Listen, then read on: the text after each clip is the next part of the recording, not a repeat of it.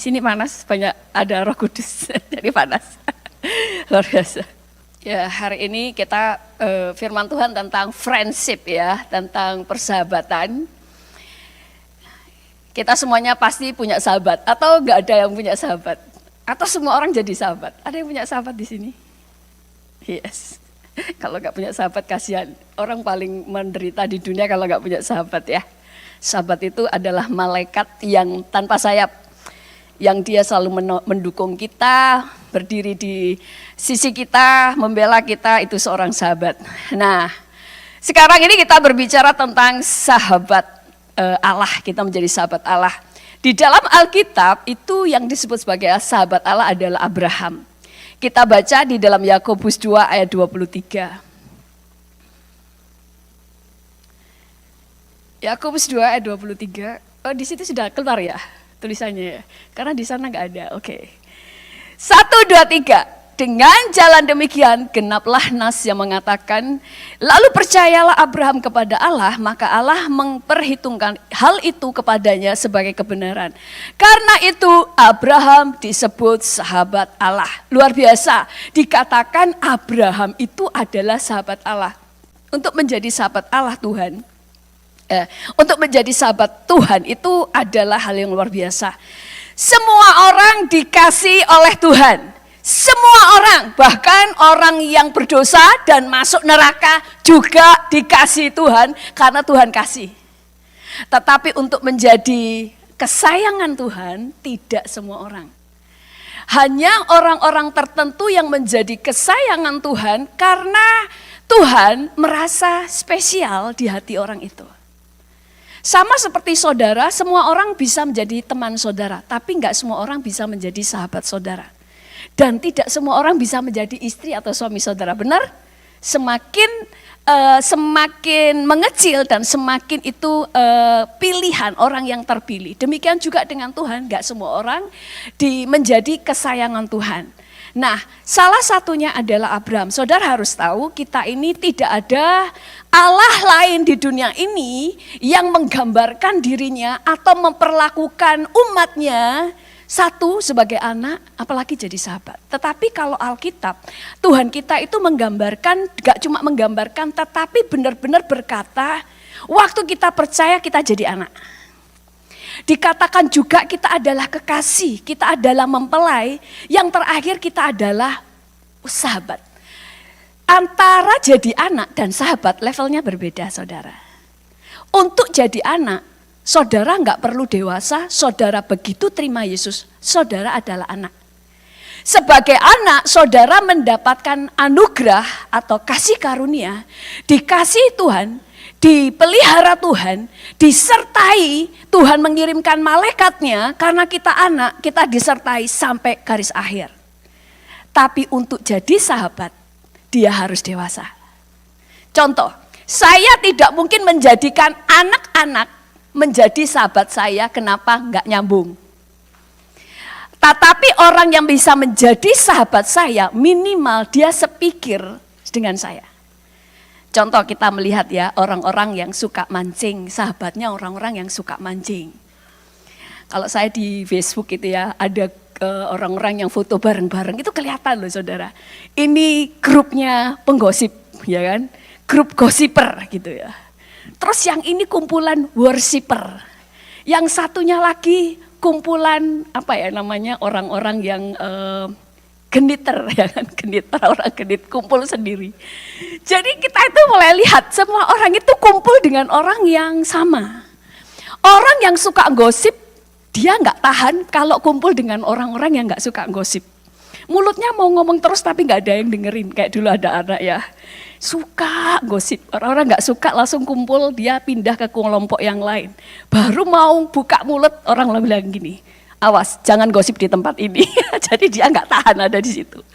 Dan orang yang nggak suka gosip, kalau dia kumpul dengan para penggosip, dia juga nggak tahan. Makanya menjadi sahabat minimal itu sama. Minimal itu dia harus dewasa dan kesukaannya itu sama. Kenapa Abraham itu menjadi kesukaan Tuhan, menjadi sahabat? Karena ada yang sama di dalam hidup Abraham. Abraham bapak itu menyerahkan anaknya yang tunggal yaitu Yesus.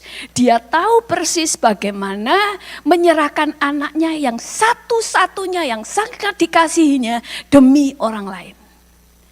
Abraham menyerahkan anak satu-satunya yang sangat dia cintai. Dia punya banyak harta. Kalau Tuhan waktu itu minta hartanya, pasti dia sangat rela menyerahkan hartanya.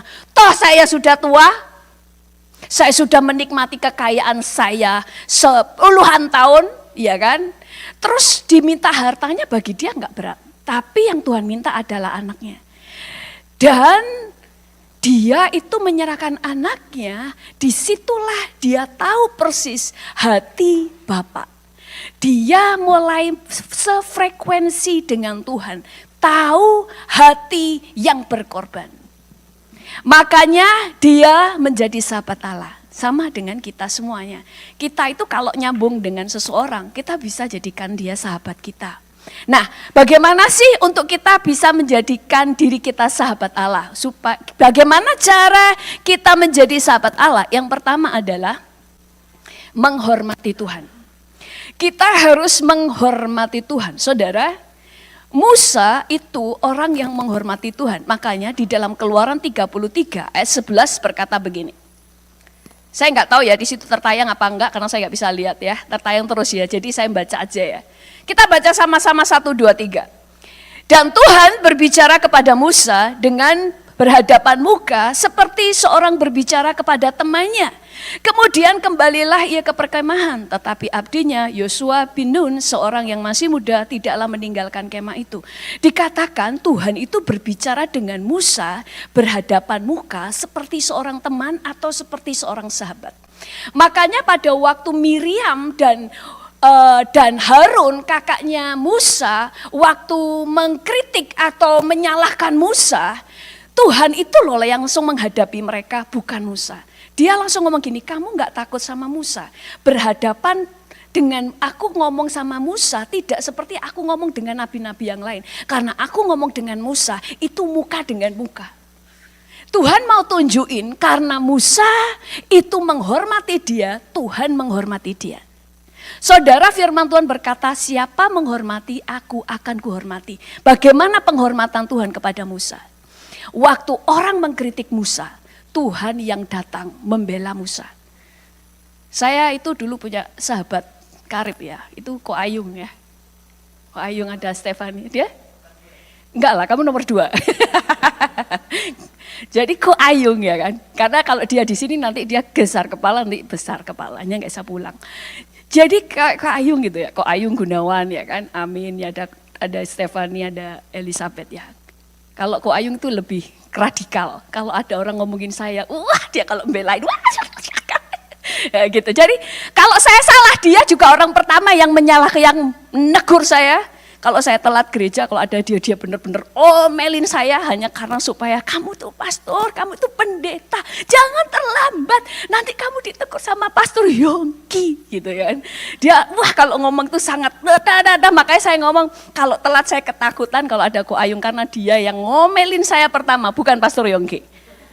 Makanya dikira Pastor Yongki, saya takut Pastor Yongki, enggak, saya takut sama Ko Ayung. Untung dia sekarang sudah nggak ada di sini, saya aman ya kan. Tapi saya tahu bagaimana dia membela di saya, itulah seorang sahabat. Nah sama dengan Tuhan, pada waktu Musa disalahkan, Tuhan yang datang langsung membela Musa. Soal kesalahan Musa itu urusannya dia, tetapi Tuhan membela dia. Karena Musa itu menghormati Tuhan, saudara. Tuhan itu menghormati orang yang menghormati dia. Sama juga dengan Abraham, dia sangat menghormati Tuhan.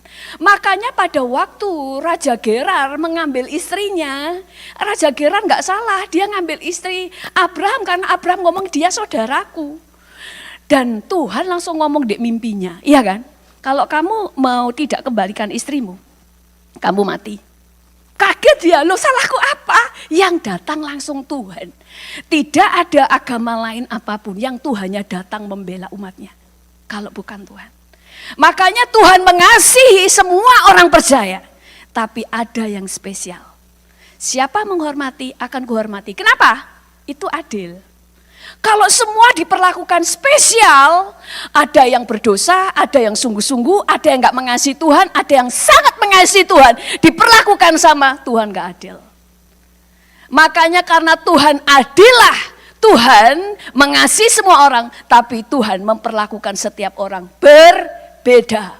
Karena setiap orang mendapatkan upah sesuai dengan harga yang dia sudah bayar. Kamu menghormati, kamu menerima. Apa yang kau pakai untuk mengukur akan diukurkan kepadamu. Kamu menghormati Tuhan, maka Tuhan menghormati. Yang kedua, bagaimana kita menjadi sahabat Tuhan adalah suka berada di dalam hadirat Tuhan. Musa itu puasa 40 hari 40 malam. Elia puasa 40 hari 40 malam.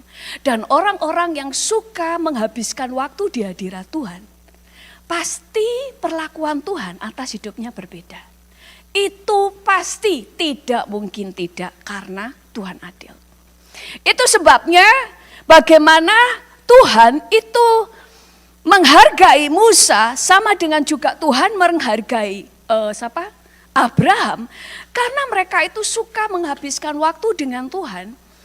Contohnya lagi Daud, kemudian Daniel, kemudian semua yang ditulis di Alkitab, mereka lebih suka menghabiskan waktunya dengan Tuhan. Makanya saudara, kalau saudara menghabiskan waktu dengan Tuhan, itu gini.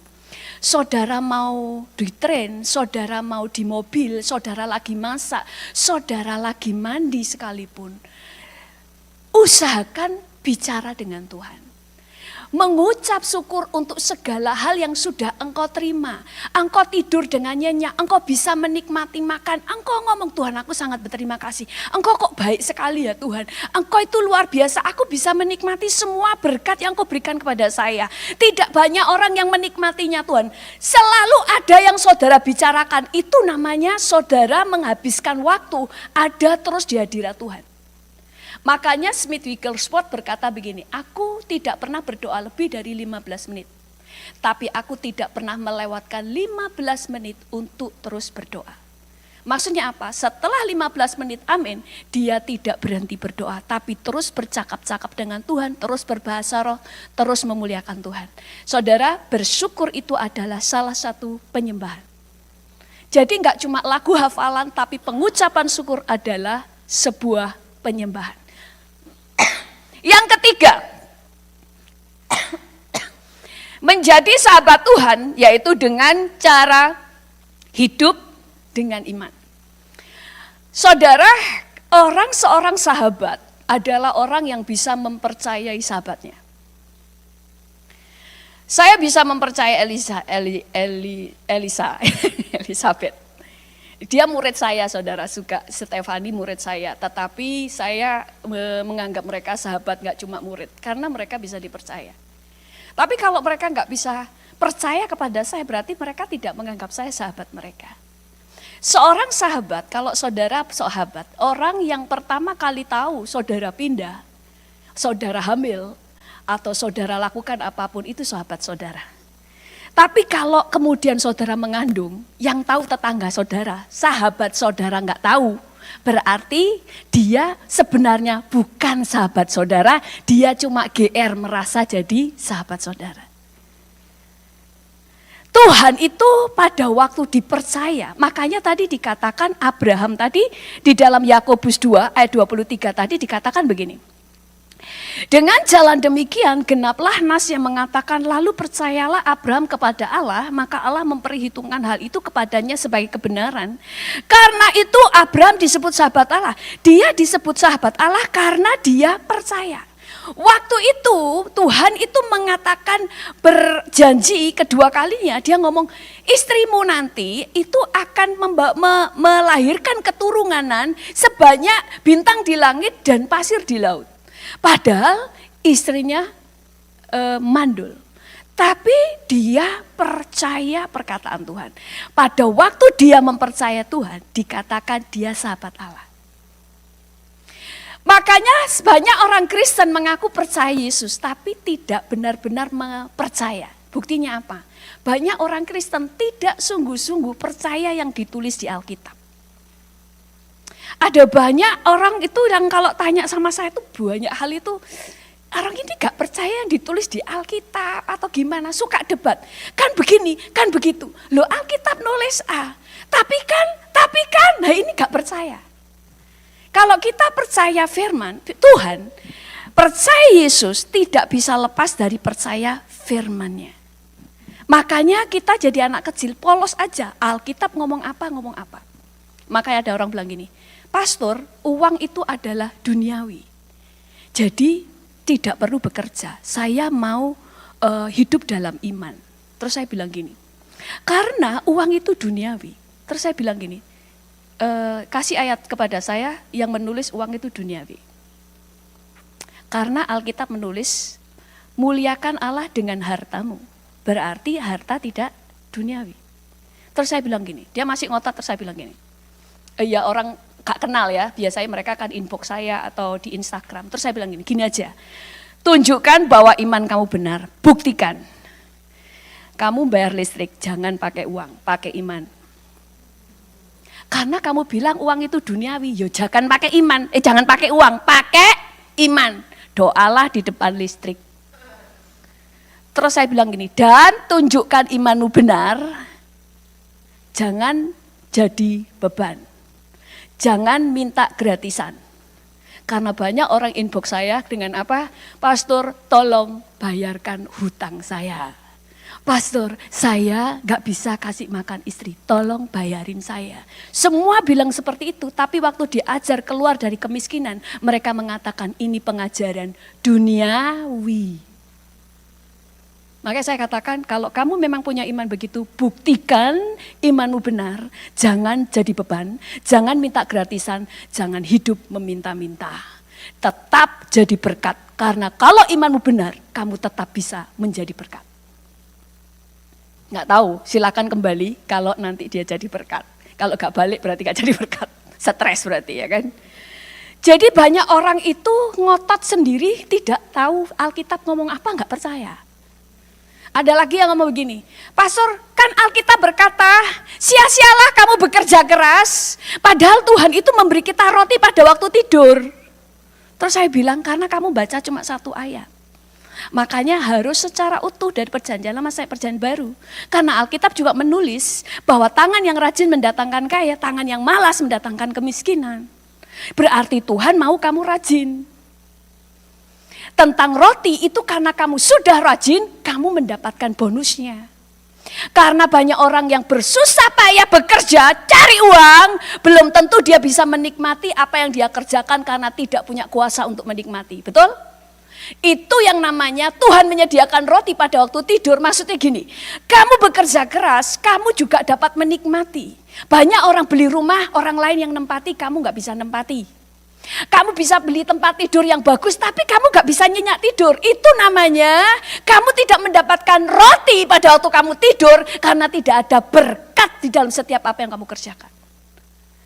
Jadi setiap orang percaya yang mengaku percaya Yesus, tapi tidak mempercayai setiap perkataan firman, dia tidak percaya. Kalau seperti itu kalah sama setan. Setan itu percaya dengan apa yang ditulis di Alkitab semuanya. Makanya dia paling takut kalau orang Kristen percaya firman. Karena setiap firman yang dipercaya pasti terjadi. Jadi bagaimana kita menjadi sahabat Tuhan? Kita harus mempercayai dia. Abraham, Musa itu percaya. Musa disuruh puasa, ya puasa. Dia itu gak pernah tanya. Disuruh mengeluarkan bangsa Israel dari Mesir, dia gak tanya, Tuhan ini ada 2 juta, ngasih makan caranya gimana? Tuhan hanya mengatakan keluar dan Tuhan tidak menjanjikan apa-apa. Dia mempercayai Tuhan, makanya mereka menjadi sahabat Tuhan. Mereka spesial sampai-sampai Tuhan dikatakan dia sendiri yang menguburkan Musa. Hebat kan? Allah datang dari surga, menguburkan sendiri ciptaannya saking hormatnya Tuhan kepada Musa. Walaupun Musa tidak bisa masuk Kanaan, tapi Musa lah orang yang lebih dulu melihat seluruh Kanaan di atas gunung bersama Tuhan. Jangan berpikir kalau dengan Tuhan, kemudian kalau pandangan kita seperti pandangan mata jasmani. Kalau mata jasmani, kelihatan di situ ada gunung sudah nggak kelihatan belakangnya. Tapi mata rohani itu bisa memandang seluruhnya hanya dengan mata rohani. Makanya waktu iblis itu ngomong sama Tuhan Yesus, kalau kamu menyembah aku, seluruh kekayaan dunia aku berikan kepadamu. Bisa lihat gak seluruh dunia? Bisa. Makanya orang bilang gini, seluruh dunia dilihat, berarti bumi itu flat. Di roh itu mau bundar, mau flat, semuanya bisa kelihatan, saudara. Karena pandangan roh dengan pandangan jasmani itu berbeda. Ngerti sampai sini ya? Saking hormatnya Tuhan, makanya dia sahabat Tuhan. Mati aja bareng sama Tuhan loh. Ya, kamu naik ke gunung, kayak habis ini tak hitung mungkin ya. Tak hitung sampai 5 ya, mati gitu. 1, 2, 3, 4, tek gitu ya. Tuhan menguburkan sendiri, itu kan dahsyat. Nah kemudian di dalam Abraham percaya kepada Tuhan dan dia dijadikan bangsa yang besar dan sebagainya. Karena Abraham mempercayai Tuhan. Musa mempercayai Tuhan. Makanya untuk kita jadi sahabat Tuhan, belajar percaya setiap hal yang Tuhan katakan. Walaupun di sini belum bisa percaya. Percaya itu keputusan untuk tetap percaya walaupun di sini bulat. Karena percaya itu bukan perasaan. Terus percaya, lawan sampai, makanya kadang-kadang kita perlu deklarasi sampai yang di sini dipatahkan. Nah itu namanya mempercayai Tuhan. Yang keempat, bagaimana menjadi sahabat Tuhan? Seorang sahabat, dia bersuka cita, dia lebih suka menguntungkan dan mendukung agendanya Tuhan. Dia tidak peduli siapa yang dipakai Tuhan, yang penting bahwa agendanya Tuhan digenapi. Kita baca di dalam Yohanes 3 ayat 29 sampai 30 dikatakan begini. Kita baca sama-sama ya, 1, 2, 3. Yang empunya mempelai perempuan ialah mempelai laki-laki. Tetapi sahabat mempelai laki-laki yang berdiri dekat dia dan mendengarkannya sangat bersukacita mendengar suara mempelai laki-laki itu. Itulah sukacitaku dan sekarang sukacitaku itu penuh. Ia harus makin besar tetapi aku harus makin kecil. Di sini dikatakan gini, yang empunya mempelai atau gereja adalah mempelai laki-laki yaitu Yesus. Tetapi sahabat mempelai laki-laki yaitu Yohanes. Saat itu Yohanes Pembaptis itu yang pertama memperkenalkan Yesus kepada dunia, betul? Inilah anak domba Allah. Dia yang memperkenalkan Yesus kepada orang-orang, bahkan dia yang membaptiskannya. Tetapi murid-murid Yohanes itu punya murid.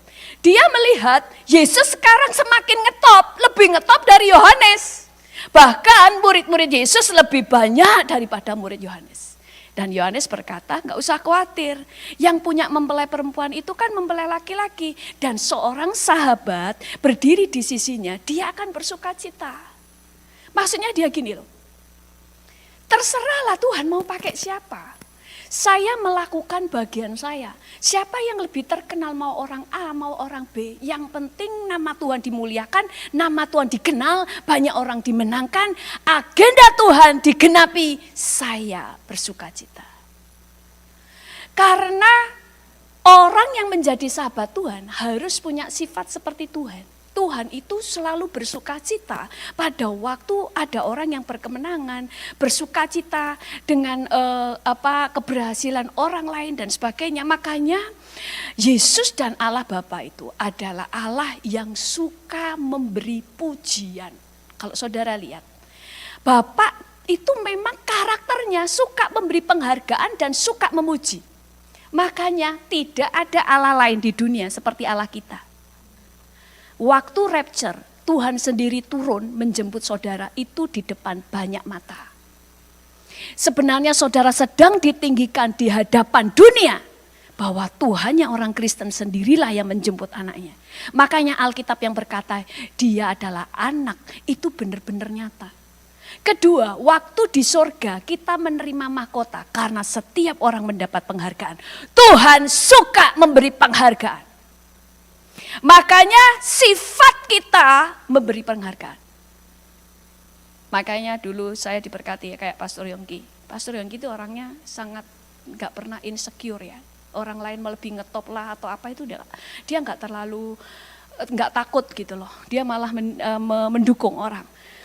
Kayak waktu ada gereja lain yang kemudian berdiri di New York sini kan, Pastor Yongki malah, ayo kita dukung, ya kan? Kita dukung. Dan Keisha cerita, Papa bilang lebih baik ada banyak gereja yang berdiri daripada agama yang lain.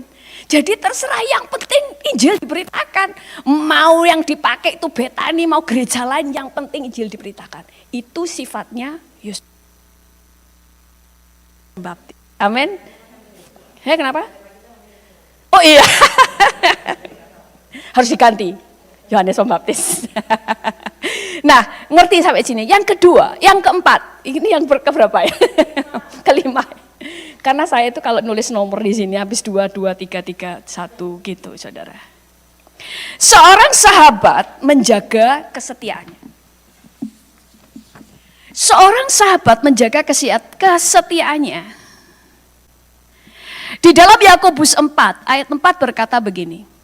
Yakobus 4 ayat 4. Hai kamu orang-orang yang tidak setia, tidakkah kamu tahu bahwa persahabatan dengan dunia adalah permusuhan dengan Allah?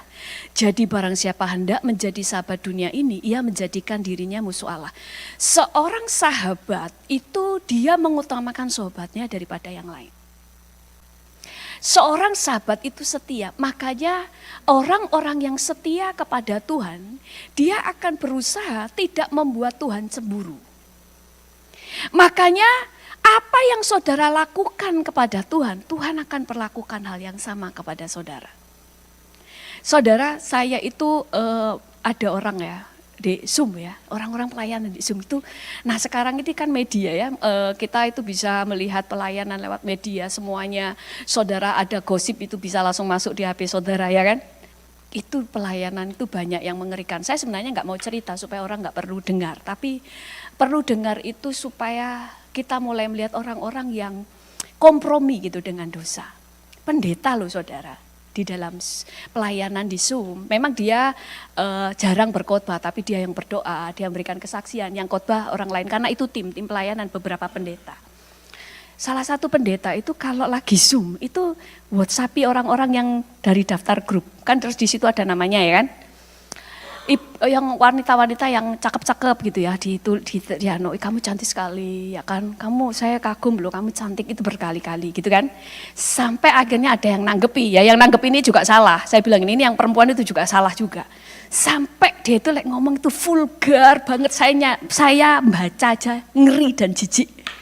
Dia bilang begini, ayo sekarang kamu foto dong, kamu pergi kamar mandi dong, kamu foto dong, inilah itulah. Ini dalam keadaan dia masih Zoom loh.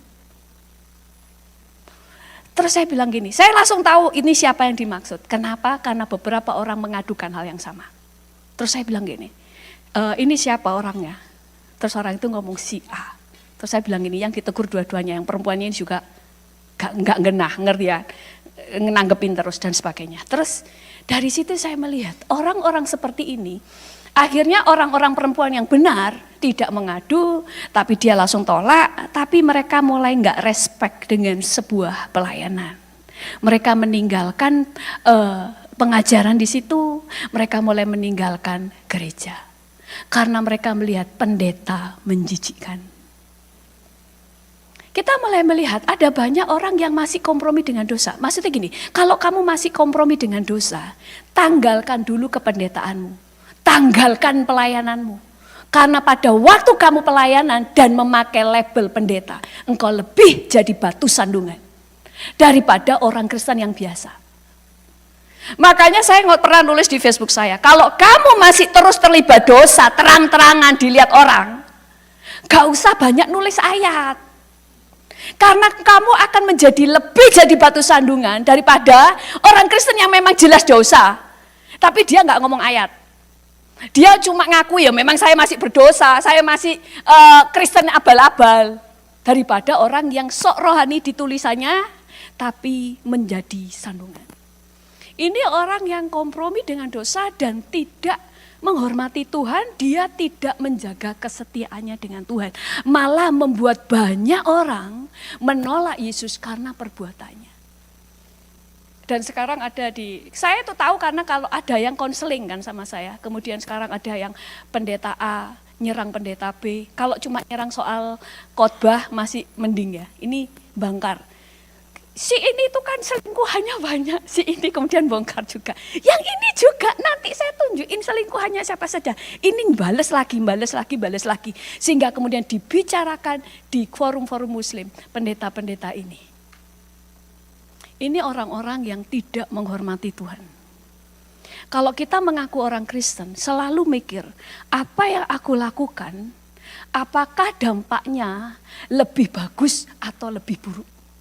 Kalau saya membongkar kebejatan pendeta di media, dampaknya lebih jadi batu sandungan, banyak orang mencemooh Yesus atau nama Yesus dimuliakan. Orang yang menghormati Tuhan selalu mikir ke sana. Kalau saya nulis ini, kalau saya pasang foto ini, kalau saya upload ini, kalau saya berpakaian ini, apakah nama Tuhan dipermalukan atau dimuliakan? Itu orang menghormati Tuhan.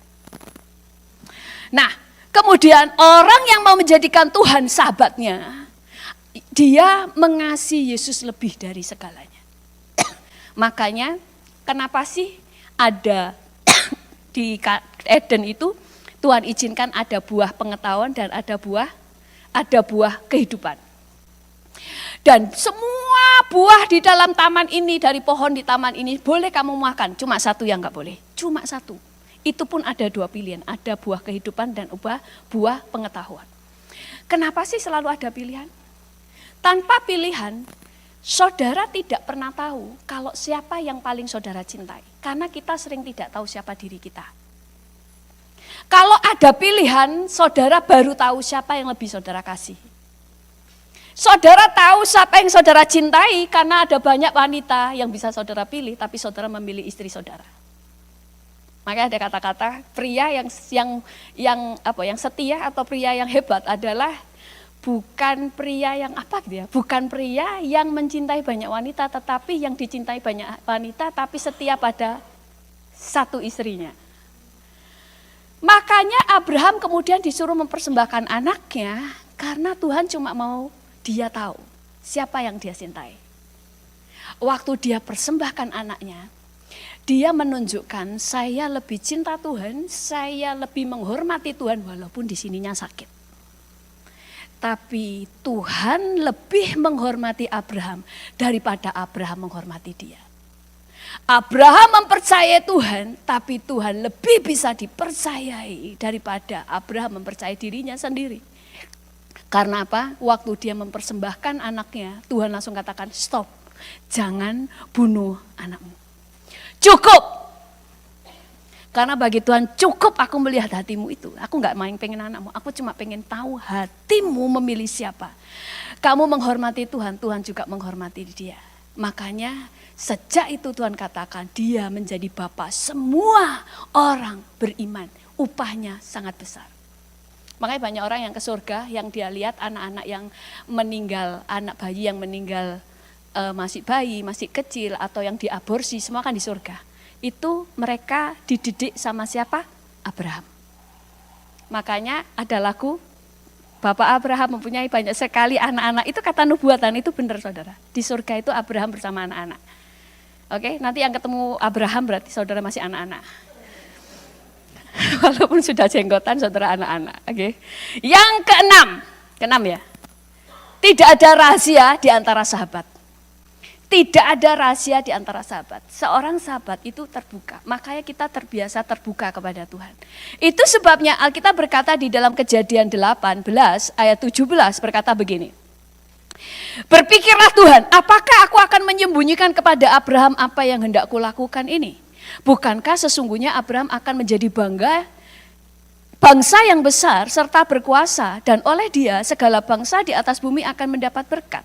Jadi dikatakan Yesus, Tuhan itu merasa bersalah, merasa mengkhianati persahabatan kalau sampai dia menyembunyikan sesuatu kepada Abraham. Karena Tuhan itu setia. Sekali dia pun mengatakan sahabat, dia benar-benar memperlakukan dia sebagai sahabat. Dia merasa mengkhianati Abraham kalau sampai dia melakukan sesuatu tanpa sepengetahuan Abraham. Apalagi Sodom dan Gomora yang akan dihancurkan, ada keponakannya Abraham. Makanya Tuhan harus memberitahukan kepada dia. Kemudian di dalam Amos 3 ayat 7 berkata begini, sungguh Tuhan Allah tidak berbuat sesuatu tanpa menyatakan keputusannya kepada hamba-hambanya para nabi. Itu sebabnya, sebelum ke sana, kenapa sih Tuhan ngomongin sama para nabi? Para nabi itu biasanya adalah orang-orang yang dikasih karunia pendoa syafaat. Pendoa syafaat itu selalu Tuhan perintahkan berdoa, memberikan waktunya, berdoa berjam-jam di hadirat Tuhan. Makanya kepada mereka lah rahasia-rahasia Tuhan dinyatakan. Dan gereja adalah nabi bagi bangsa-bangsa. Makanya Tuhan berbicara kepada gerejanya hal-hal yang dunia belum tahu. Tapi gereja sudah tahu apa yang akan terjadi jauh ke depan. Gereja sudah tahu. Kenapa? Karena Tuhan menjadikan gereja adalah sahabatnya. Yang terakhir adalah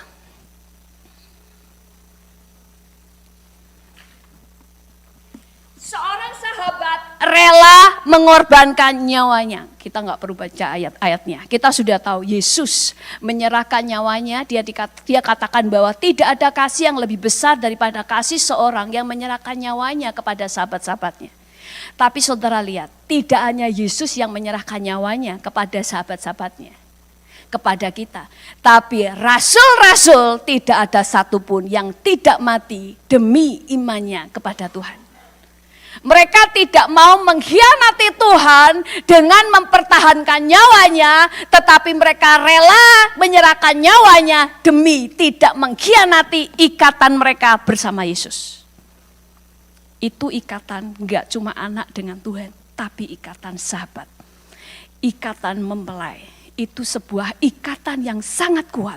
Sampai dia rela mati hanya untuk sahabatnya. Saudara, kalau saya lihat film-film tentara ya, ada kisah nyata seorang tentara Amerika yang pada waktu itu perang, ada sahabat dia yang ketembak musuh. Ketembak musuh kalau dia maju untuk mengambil temannya itu berbahaya. Tapi karena sahabat dia merelakan resiko, dia lari kepada temannya, dia seret dan temannya dikasih senjata karena kakinya aja yang luka, jadi temannya yang nembaki di belakang, temannya ini yang narik. Kalau narik kan berdiri gini kan, yang paling gampang ditembak yang berdiri apa yang duduk? Yang berdiri kan. Tapi dia lari terus, bagi dia mati nggak apa-apa, asalkan dia nggak ngerasa bersalah daripada hidup melihat temannya tertinggal di sana. Jadi dia bawa sampai dia setelah selesai menyelamatkan temannya, dia sempat gila beberapa hari. Kenapa? Karena saking tegangnya. Saudara, itulah ikatan sahabat. Makanya rasul-rasul setelah kenal Yesus dengan begitu dalamnya, mereka semuanya rela mati karena tidak mau mengkhianati Yesus. Itulah sebuah ikatan persahabatan. Demikian juga seorang sahabat, dia taat kepada Tuhan. Seorang yang yang Tuhan jadikan sahabat, mereka yang taat. Makanya di dalam Yohanes 15 ayat 14 sampai 15 berkata gini, kamu adalah sahabatku jika kamu berbuat apa yang kuperintahkan kepadamu. Kamu adalah sahabatku jika kamu berbuat apa yang kuperintahkan kepadamu. Aku tidak lagi menyebut kamu hamba, sebab hamba tidak tahu apa yang diperbuat oleh tuannya. Tetapi aku menyebut kamu sahabat, karena aku telah memberitahukan kepada kamu segala sesuatu yang telah kudengar dari Bapakku. Seorang sahabat, Tuhan tidak akan pernah merahasiakan sesuatu dalam dirinya. Makanya dia selalu tahu apa yang ada di isi hati Tuhan. Tuhan akan singkapkan banyak hal, rahasia-rahasia Tuhan kepada dia. Kemudian yang terakhir Yohanes 14 ayat 14 berkata, jika kamu meminta sesuatu kepadaku dalam namaku, aku akan melakukannya. Kenapa? Karena engkau sahabat. Engkau spesial di hadapan Tuhan. Amin. Jadi kita mulai melihat bagaimana kehidupan orang percaya. Kita harus naik level. Silakan pemain musik maju ke depan. Kita harus naik level, tidak hanya menjadi anak, tetapi kita menjadi sahabat. Seorang sahabat harus sefrekuensi dengan Tuhan. Seorang sahabat dia dewasa. Amin. Mari kita berdoa lalu kita akan memuji Tuhan. Tuhan, kami mengucap syukur kepadamu, Engkau luar biasa. Betapa kami rindu untuk bisa menjadi sahabat-sahabat-Mu Tuhan. Betapa kami rindu seluruh hidup kami menyukakan hati-Mu. Betapa kami rindu Tuhan, seluruh hidup kami memuliakan Engkau. Sehingga hidup kami menjadi berkat bagi banyak orang. Terpuji namamu dalam nama Tuhan Yesus, haleluya. Amin.